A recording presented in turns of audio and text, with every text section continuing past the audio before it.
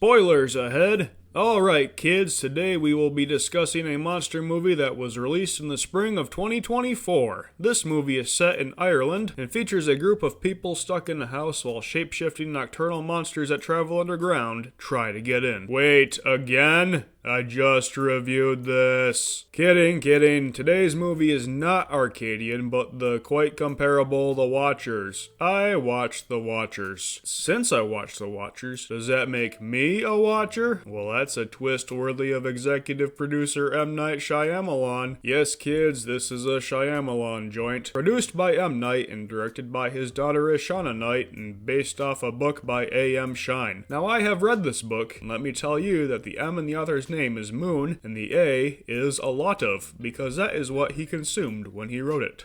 In this movie, a young lady named Mina is off driving through a creepy forest to hand-deliver a bird to its new owner. Wouldn't you know it, her car breaks down. It's not because she forgot to change the oil. It's because of evil forest magic. A strange woman named Madeline beckons her into a house and Mina realizes she's in danger and can't leave. You see, strange beings called the Watchers come out every night to watch and study them. If you try to leave, well, the Watchers turn into the killers. Mina and Madeline and two others must find a way out. That is, if they don't turn on each other first. I don't know, man. I don't trust the bird. The Watchers has an interesting premise to it.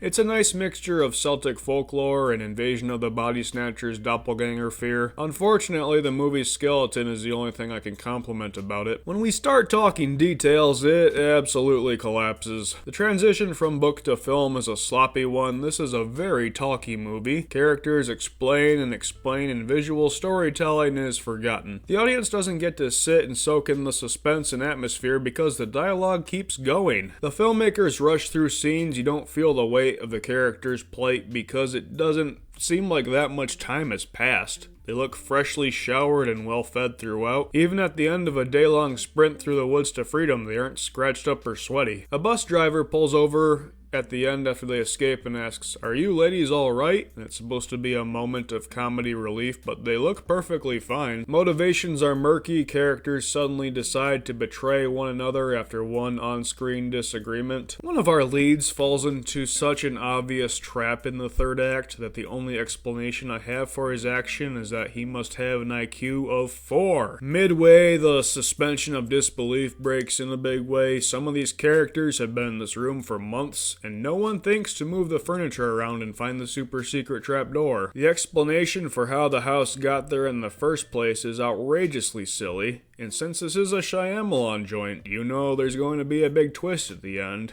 and well, all I can say is Red Bull gives you wings. Overall, I'll be giving The Watchers a 4 out of 10, which actually puts it in the top half of the movies made by this family. Now there's a twist.